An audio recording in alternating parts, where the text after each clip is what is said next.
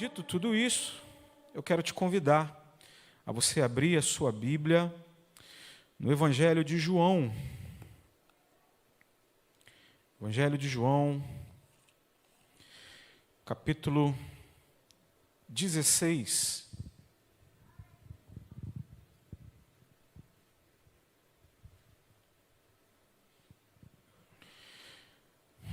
Evangelho de João, capítulo 16. Vamos ler a partir do 12 até o 14.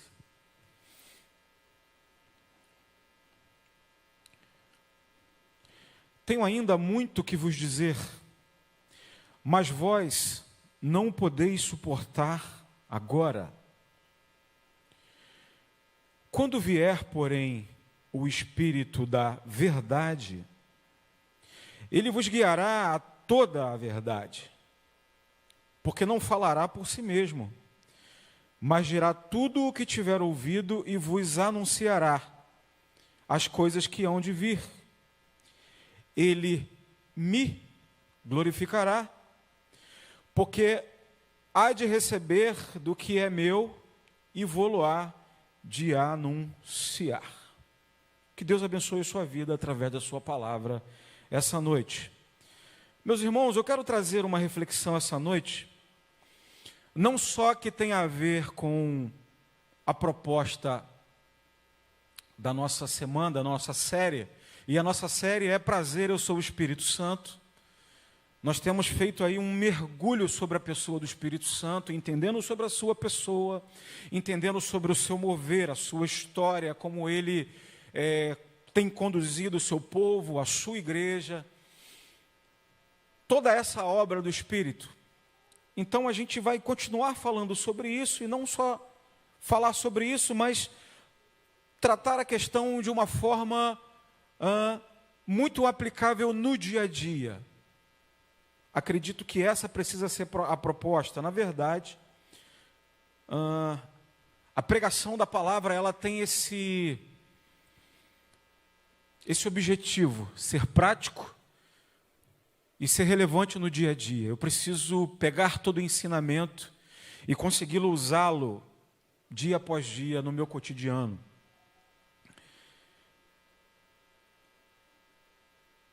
Quando Jesus faz essa narrativa, a Bíblia apresenta essa narrativa, e nós já lemos algumas vezes esse texto aqui, nós sabemos que ele fala da vinda e da missão do Espírito Santo. Não que o Espírito Santo ainda não tivesse vindo, o Espírito Santo já está com eles. O texto fala isso, ele já está convosco. Mas o Espírito, ele ainda não é conhecido deles. O Espírito não fora derramado, apresentado. Ele ainda não tinha capacitado os seus discípulos para cumprir essa grande missão que foi dada para a igreja. Ele não estava habitando neles, ao ponto de ter uma ingerência total na vida desses homens, dotando ele com todos os dons espirituais, que é o que vai acontecer a partir de Atos, na descida, no Pentecoste, na descida do Espírito, aonde ali existe um selo. Esse Espírito que está neles, que estava com eles, mas é desconhecido, ele agora passa a ser conhecido, habita, move, sela, age, dota de dons. É o que acontece na descida do Espírito. Só que Jesus tem uma preocupação, porque os discípulos, eles ainda não estão preparados para essa verdade. Então, Jesus tem aqui uma preocupação. E ele coloca isso, ele diz, olha, ele já está com vocês. Mas eu não pude apresentar para vocês ainda, porque vocês não estavam preparados para isso. E Jesus, se você olhar o texto e vir nos capítulos anteriores, o próprio capítulo 14, ele é exatamente a mesma coisa do 16, ele fala exatamente as mesmas palavras. Jesus começa a prepará-los para o que vai acontecer. Olha, eu vou. Ele vem. Ele é o Espírito da verdade, vocês não conhecem, eu não podia falar. Mas quando ele vier, vai ser dessa forma, vai ser dessa forma, daquela forma. E Jesus tem todo o cuidado de preparar os discípulos para esse momento. Os discípulos, eles ainda eram muito imaturos. Você percebe isso?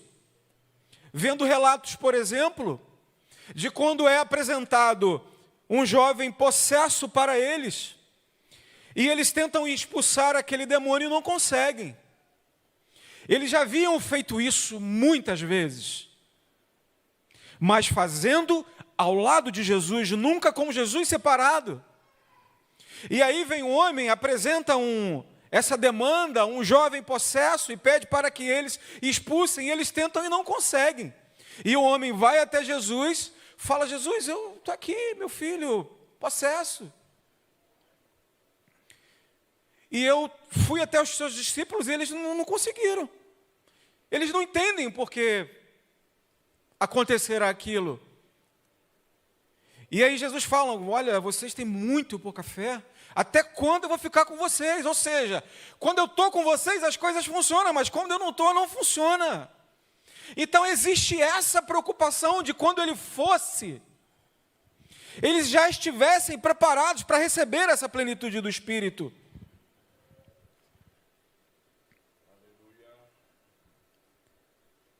Eles não estavam ainda preparados para isso.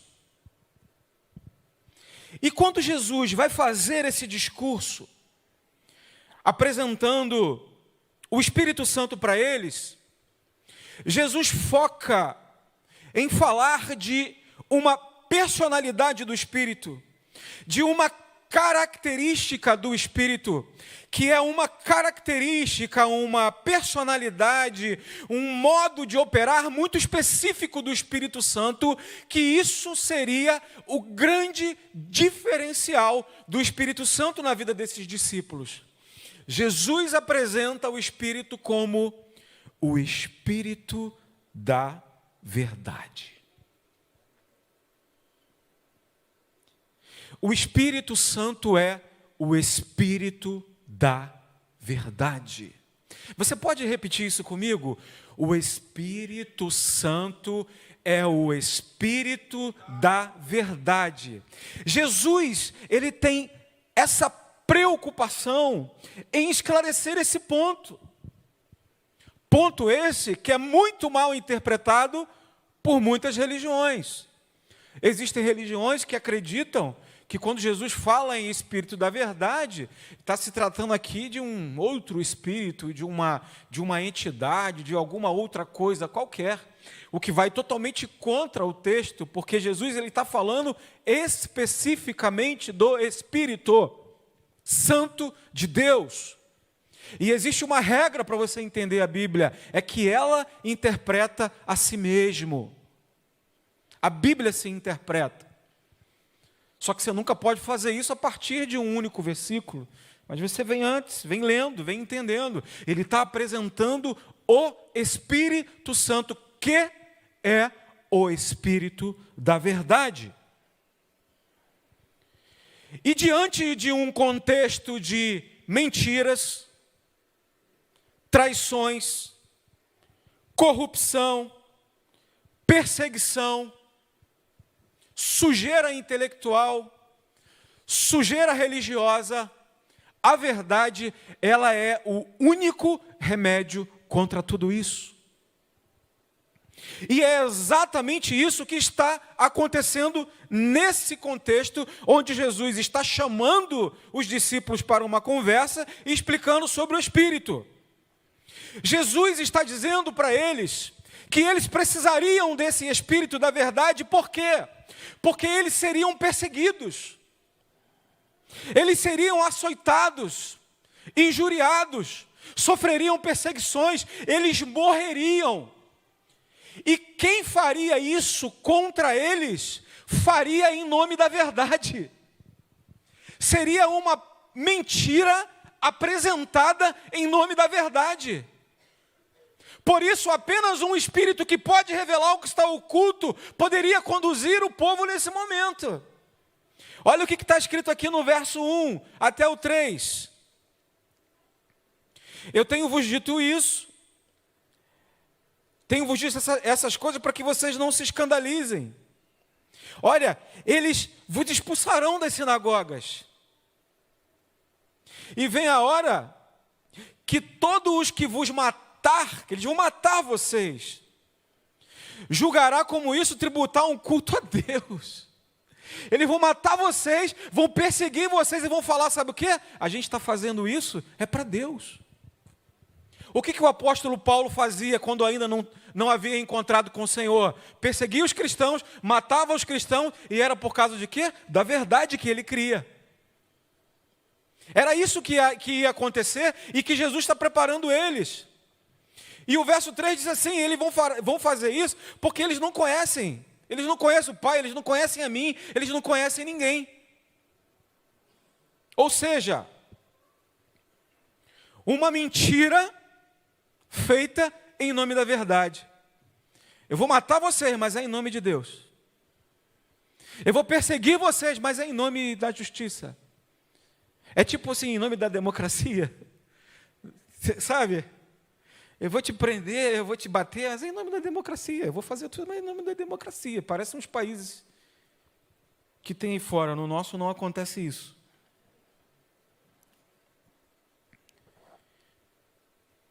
Esse é o contexto em que Jesus apresenta, então, o Espírito da verdade. Um contexto onde o seu povo seria perseguido, caluniado, injuriado, morto, por pessoas que usariam o nome do próprio Deus contra eles.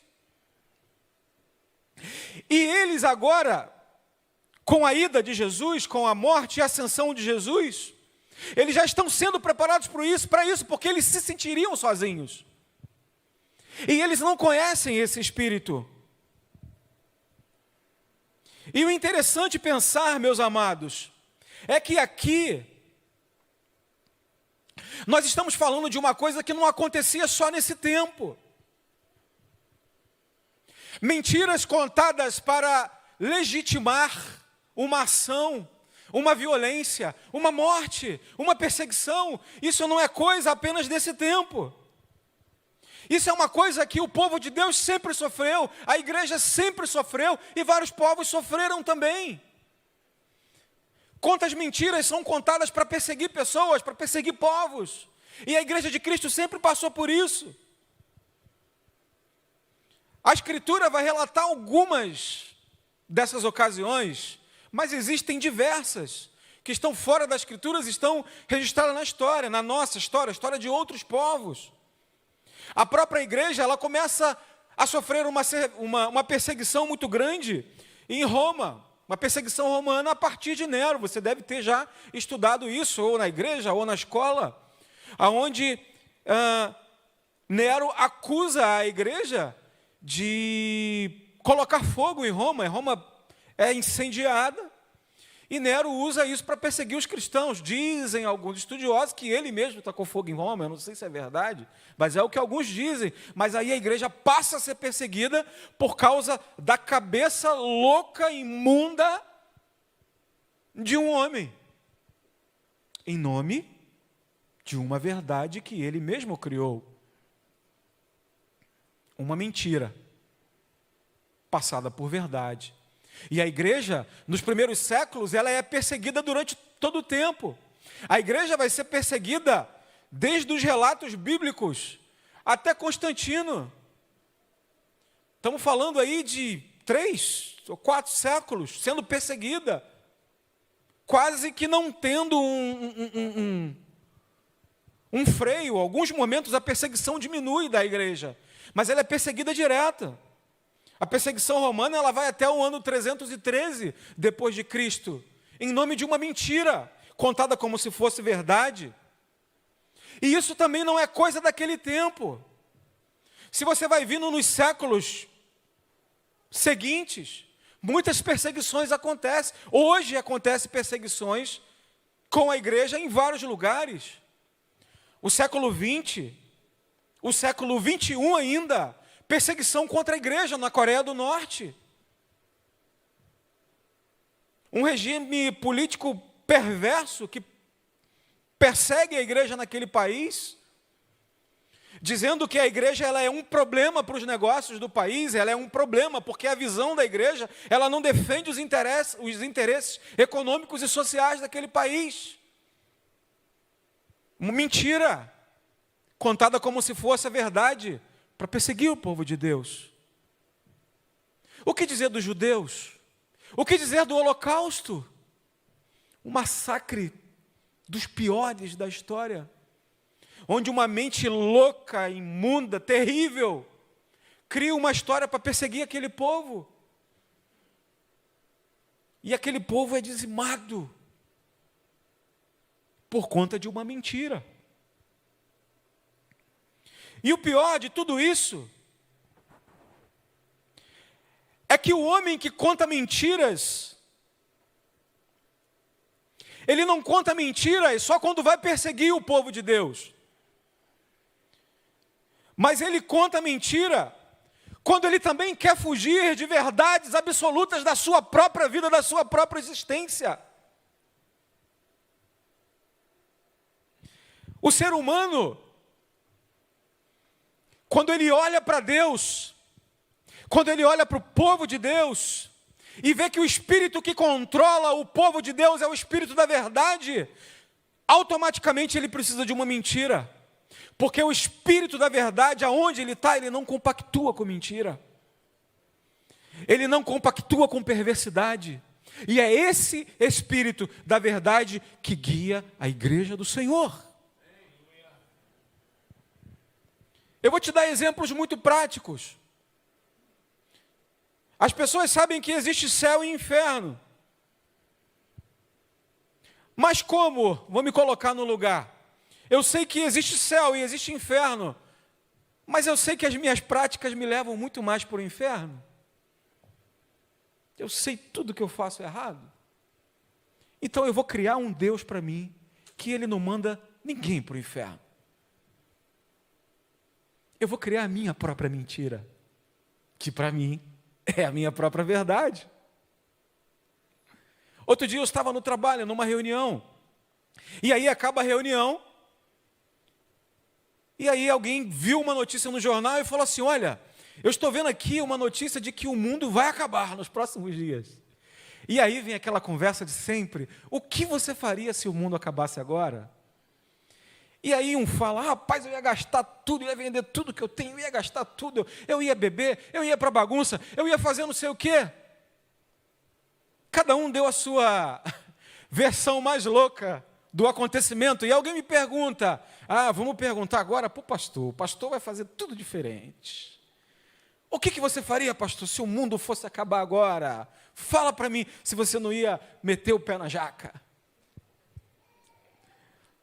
Fala assim, querido, eu ia agradecer muito a Deus, porque eu ia subir e encontrar o meu Salvador. Eu ia encontrar o meu Deus. Se vocês soubessem como eu estou esperando por esse dia, o dia que eu não vou precisar mais estar aqui lidando com dor, lidando com choro, lidando com fila de hospital para poder ser atendido na emergência. Eu não ia ver enchente, eu não ia ver gente sofrendo, eu ia estar com o meu Senhor glorificado, numa nova terra, numa nova realidade, sem pranto, sem choro, vivendo alegremente, dizendo glórias, glórias, hosanas nas alturas, louvado seja o nome do meu Deus, eternamente adorando e louvando a Ele. Você acha que eu estou preocupado se o mundo vai acabar, rapaz? E aí no final da minha exposição, aí vem alguém que fala assim, esses crentes, eles têm a mania de achar que tem esse negócio de céu, esse negócio de inferno. Deus não vai mandar ninguém para o inferno não, rapaz. Deus não vai mandar ninguém para o inferno não. Que inferno? Nada. Negócio de inferno que vai ser condenado, que vai para o céu. Isso não existe. E por quê? Porque as pessoas criam essas realidades na mente delas. É uma mentira contada para sua negação da realidade. Se tivesse céu e inferno, o inferno é ruim, eu sou um pecador terrível, eu vou para lá. Não, então eu vou dizer que ele não existe. É assim ou não é, irmãos? É assim com muitas coisas. As pessoas também, elas criam seus próprios deuses. Um Deus do jeito que ela gosta, ela inventa a história. Ela cria um Deus do jeito que ela gosta, com a roupa do jeito que ela gosta, com um sorriso do jeito que ela gosta. É para ela.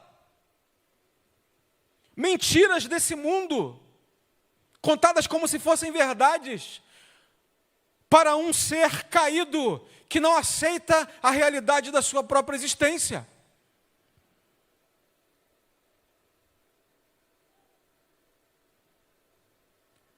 Quantas vezes a gente vai conversar com as pessoas, ou ver relato das pessoas, para mim Deus é desse jeito. Não, para mim Deus, ele é. Deus sou eu, Deus é você. Deus é você, esse é Deus. Deus é a criança, Deus é a flor. A poesia das canções. Ele vai criando essas loucuras, que essas loucuras respondem àquilo que ele não consegue se tratar. É isso que o homem vai fazendo, criando o seu próprio Deus. Essa semana eu não costumo ver televisão, não vejo, não gosto. Minha televisão é quando eu vou ver desenho com meu filho. Que normalmente a gente faz para dormir. E esses dias eu em casa, eu vi lá o que disseram que era um casamento, mas era uma união de duas senhoras. Eu falei, que isso? Duas senhoras se unindo como se fosse um casal. Um pastor fazendo um casamento, aquela coisa toda. E aí qual era o relato delas? Que é muito peculiar. Não, a gente está aqui, a gente está fazendo isso, nós estamos nos unindo porque nós acreditamos em Deus, e Deus é amor. Deus ama todo mundo, Ele ama a mim, Ele ama ela, Ele ama você. Deus é amor. É amor. O Deus que a gente cria, Ele aceita tudo. Ele aceita a gente. Ele é um Deus bonito, Ele é um Deus lindo, Ele é um Deus sorridente, Ele é amor, amor, amor. E aí eu pergunto assim, minha senhora, onde é que a senhora leu isso? Porque tudo que a gente crê tem que vir de algum lugar. A senhora tirou isso da onde? Da Bíblia não é.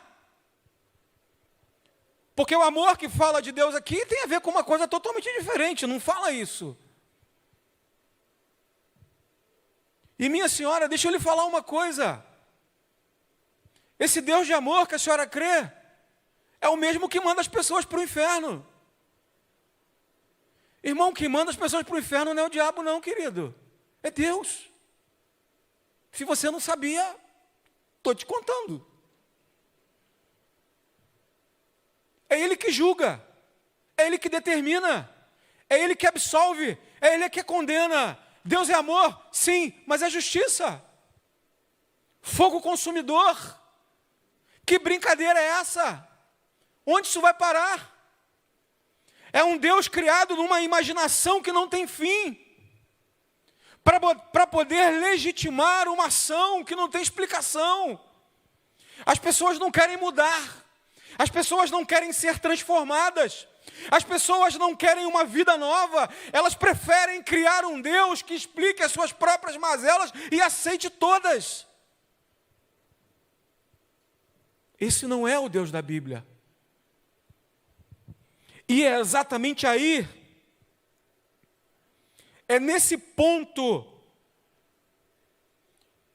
que Jesus pega os seus discípulos e vai falar, vocês vão precisar desse Espírito. E Ele é o Espírito da verdade.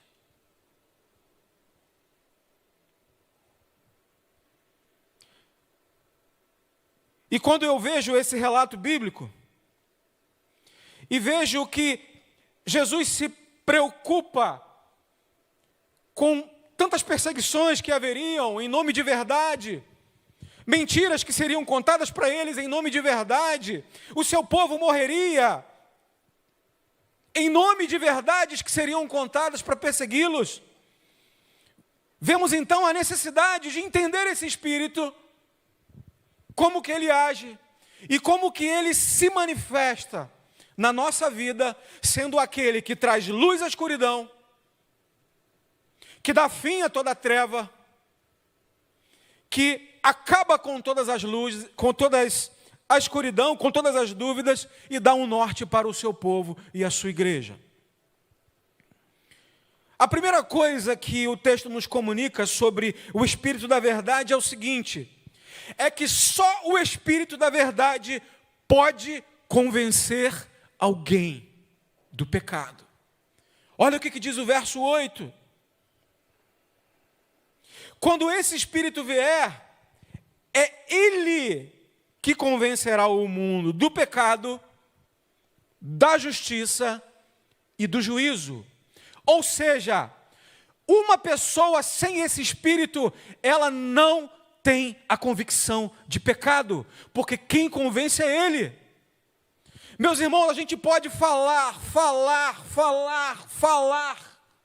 dar exemplo, fazer o que for.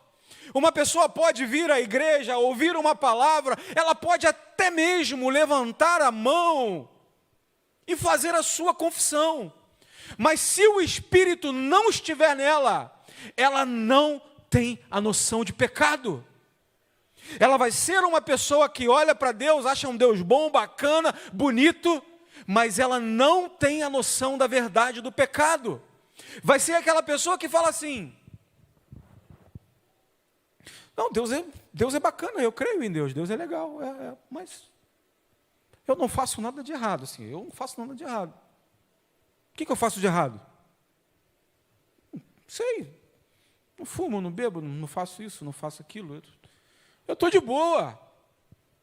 Porque é o Espírito que trabalha em nós, essa consciência de que somos pecadores, que estamos condenados. A Bíblia diz, o Espírito testifica em nós, mostrando que isso é verdade. Então, a partir do Espírito da Verdade, que entra no coração do homem, da mulher, que agora nasceu de novo, que entendeu a mensagem, que foi lavado e redimido, essa realidade vem, essa consciência vem. Eu sou um homem falho, frágil, pecador, preciso desse Deus. É Ele que faz isso, não somos nós. Então, a partir disso, nunca tente convencer ninguém. Nunca tente converter ninguém, porque a gente não tem esse poder. É Ele que tem esse poder. Amém, irmãos? Nós não temos. O Espírito da Verdade, ele convence as pessoas. Ele converte as pessoas. E faz aquilo que o homem não pode fazer. Convence da verdade. Convence do juízo, que vai ter juízo. Eu sou pecador. Se eu não me converter, se eu não consertar a minha vida, entregar a minha vida de forma genuína para esse Deus, alguma coisa vai dar errada lá no futuro. Ele convence disso. E uma pessoa que não tem esse espírito não tem essa noção. Ela é boa. Ela faz umas coisinhas erradas de vez em quando, mas ela está tranquila, a vida dela está resolvida. Mas o Espírito, quando entra, ele mostra, ele traz essa consciência que o homem não tem. O pastor Alessandro não está aqui, então eu vou pegar uma frase dele aqui, vou roubar uma frase dele. Vocês estão comigo? Amém? Uma outra coisa que é uma atribuição do Espírito de Deus, o Espírito da Verdade. O Espírito da Verdade, ele glorifica a Jesus. Ele enfatiza a sua divindade e a obra redentora. Muitos são os povos e muitas são as religiões que não entendem a obra redentora do Senhor Jesus. Nós vimos em tempos passados o início de muitas religiões novas. E quando você vai ver o início dessas religiões, você vai ver que a maioria delas acontecem pela dúvida sobre o Messias. Muitos alegando que ele não é Deus, que ele não é Senhor, mudando, alterando a Bíblia, criando novas organizações para legitimar essa ideia de que Jesus, ele não é Deus, o que está explícito no livro de João. Tem religiões, e eu não vou citar um nome, que fala super bem de Jesus. Ele é até o Salvador, ele é bom, precisamos dele, o que ele fez foi muito bacana. Acredita até que ele vai voltar para um número limitado de pessoas. Mas ele não é Deus. E essa é uma consciência do espírito da mentira, o espírito que assola esse mundo, fazendo com que as pessoas não consigam enxergar a verdade. Existe esse espírito aqui nesse mundo fazendo isso, cegando o entendimento das pessoas, tirando o entendimento das pessoas de que existe um Deus que veio a esse mundo, se revelou a ele e que está entre nós através do seu Espírito. Então o Espírito da verdade é ele que vai até o coração das pessoas e fala: aquele Cristo que veio, que se entregou, que morreu, que derramou o seu sangue, ele é o próprio Deus. O Espírito da verdade faz isso, ele testifica isso no coração das pessoas. Paulo, por exemplo, ele é um homem que está sendo questionado sobre essa questão o tempo todo. A carta aos Hebreus, por exemplo, o escritor de Hebreus, quando escreve Hebreus, ele escreve exatamente para falar sobre essa questão. Jesus está sendo colocado em xeque. A divindade de Jesus, a obra redentora de Jesus está sendo colocada em xeque. Pessoas da própria igreja que se converteram, que agora já tem uma comunidade de fé, elas começam agora a duvidar de quem é Cristo. E isso começa a dar um monte de problema entre os irmãos. Colossenses, que Paulo escreve para esse povo, escreve para a mesma coisa. Dúvida sobre a pessoa de Cristo. Apostasia, colocando quem é Jesus em xeque, duvidando de que ele é Deus. Então Paulo é obrigado a escrever explicando. Jesus é maior do que Moisés, Jesus é maior do que os profetas, a obra dele foi uma obra redentora, ele é o próprio Deus. Então tem esse sacrifício de explicar algo que a mente natural se perde, ela não consegue entender.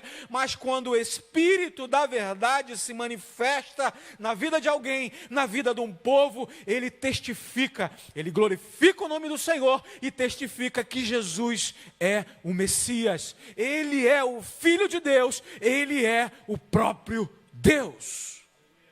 Louvado seja o nome do Senhor. Paulo é perseguido por causa disso. Ele mesmo é colocado em xeque.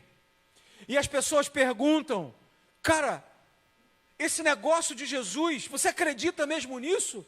Se você acredita nisso, que ele realmente é Deus, é Filho de Deus, essa baboseira toda que você fala, por que você apanha tanto? Fala aqui para mim, Paulo, fala para mim. Por que você apanha tanto? Por que você sofre tanto? Por que você é perseguido? Por que acontece tanta coisa ruim com você? Se esse cara que morreu lá na cruz era um homem normal, se você acha que ele é filho de Deus, por que tu sofre tanto por causa disso, cara? E Paulo, meus irmãos, mesmo sendo perseguido, mesmo apanhando, mesmo sendo humilhado, mesmo sendo colocado contra a sua fé, mesmo sendo preso, mesmo sendo cuspido, mesmo ele passando por tudo e por muito, muito, muito mais do que eu e você um dia possamos passar, ele diz: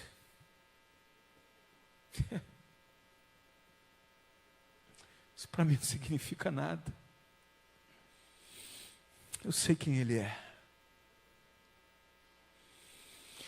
Porque dentro de mim tem um Espírito, que é o Espírito da verdade. E é esse Espírito que me mostra quem ele é.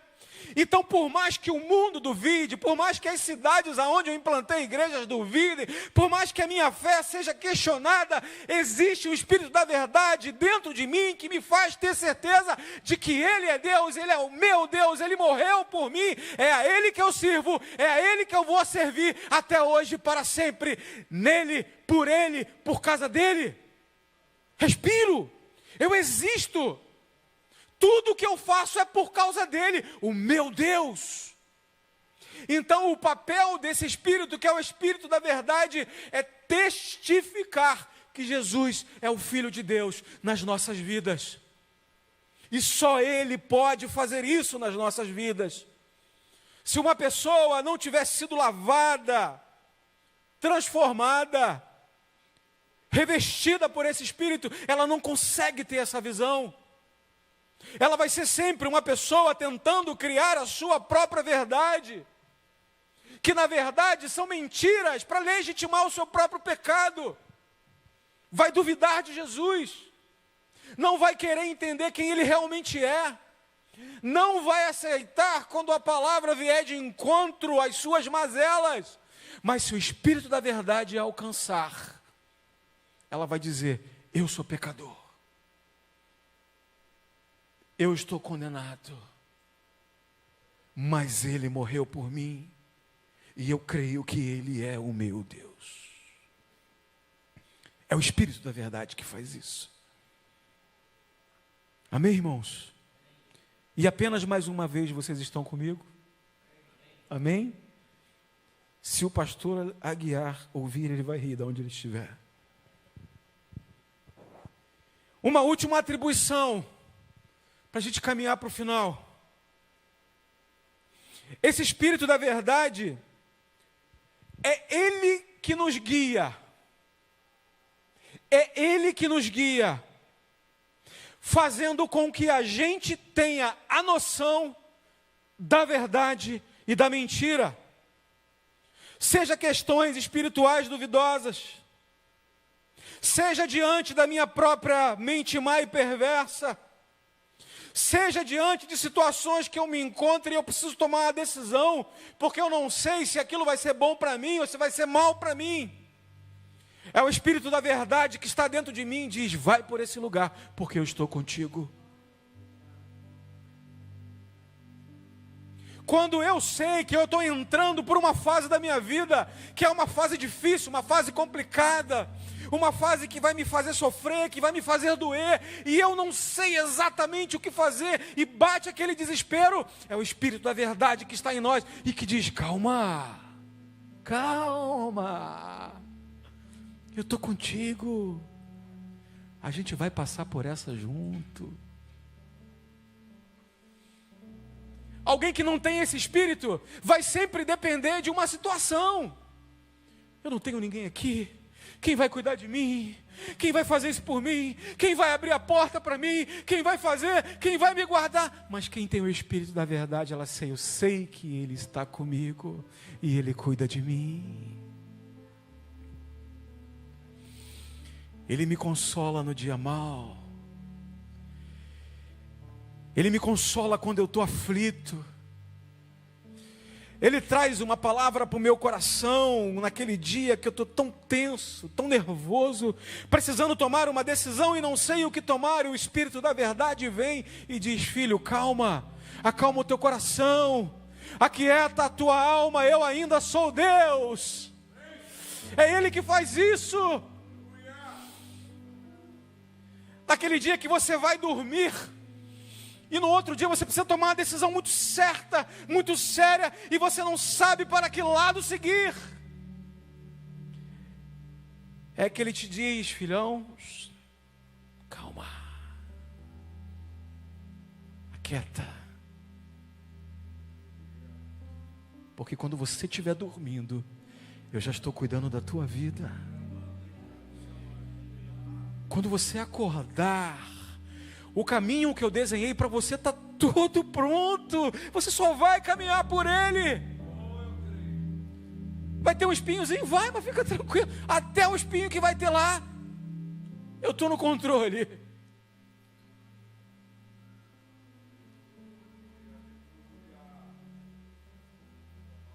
Muitas coisas que você pensa que você vai sofrer, que você vai passar mal, eu já resolvi. Já está resolvido. E algumas coisas que você também está um pouquinho grande demais, eu vou ter que baixar você um pouquinho. Porque quando você cresce demais, você se afasta de mim. Eu preciso lapidar um pouquinho você. Preciso trabalhar um pouquinho você. E eu tenho que fazer isso de uma forma natural. Você precisa sofrer um pouquinho. Você precisa passar por algumas situações. Tem situações que você passa, que você sofre, que eu quero lidar não somente com você, mas com pessoas da tua família, com pessoas do teu trabalho, e eu preciso usar a sua dor. O Espírito da verdade, em todos esses momentos, ele nos guia entendendo a verdade.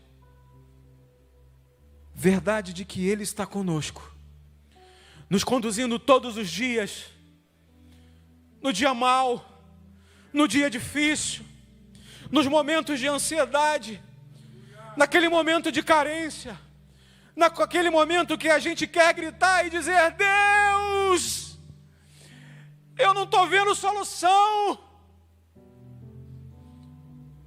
eu não vejo essa porta aberta que eu estou precisando, por que está demorando tanto isso acontecer na minha vida? Se o Espírito da verdade estiver em você, ele vai te mostrar exatamente o que ele quer fazer. Porque aonde ele chega, a treva sai. A luz reina nas trevas. O coração acalma. A ansiedade cai por terra.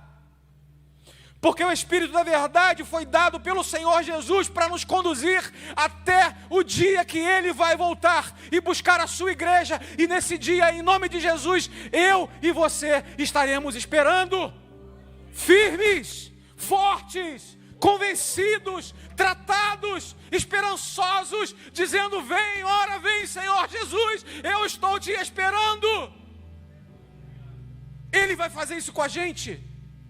Ele vai nos sustentar, Ele vai nos guardar, Ele vai nos dar a certeza até o final de que vale a pena servir esse Deus. Ele vai fazer isso por nós. A minha oração é que você saia aqui dessa noite, volte para sua casa convicto de que tem coisas que nós, sem o Senhor, sem o Espírito, não podemos fazer. Mas dependemos desse Espírito da verdade em nós, testificando quem é o nosso Deus,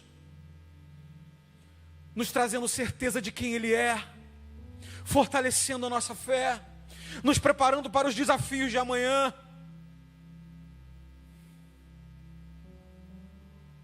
tratando de nós, da nossa mente, do nosso coração, do nosso emocional, e dizendo: vale a pena confiar nesse Deus. E nessa noite eu quero orar com você, para que esse Espírito da verdade, o Espírito Santo de Deus, faça exatamente o que Jesus fala para os discípulos. Ele vai guiar vocês. Vocês não vão me ver mais, eu não vou estar do lado, operando tudo ali, mas Ele vai estar com vocês. Quando vocês forem perseguidos, Ele vai estar com vocês.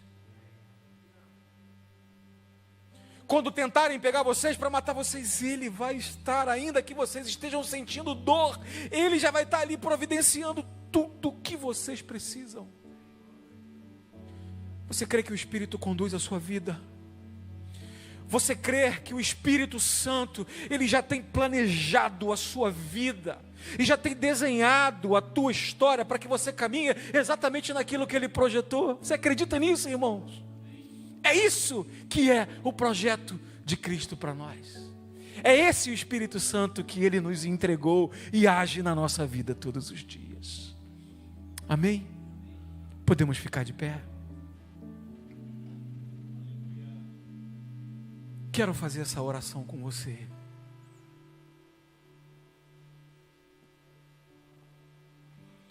Eu quero te convidar a fechar os seus olhos. Se por algum acaso alguém quiser ajoelhar, ajoelhe, fica à vontade. E eu quero que você ore para o Senhor. Senhor, eu preciso do teu Espírito. Espírito da verdade que o Senhor deixou aos discípulos. E que deixou para conduzir eles, para eles tomarem as decisões certas. Para no momento de dor e de sofrimento, eles saberem exatamente o que fazer. Acabar com a ansiedade. Ter certeza de que Cristo estaria com eles até os últimos dias.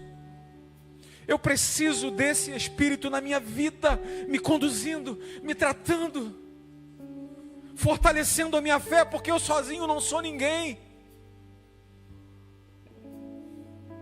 Ora ao Senhor essa noite, meu irmão. Faça a tua oração. Em nome de Jesus, faça a tua oração.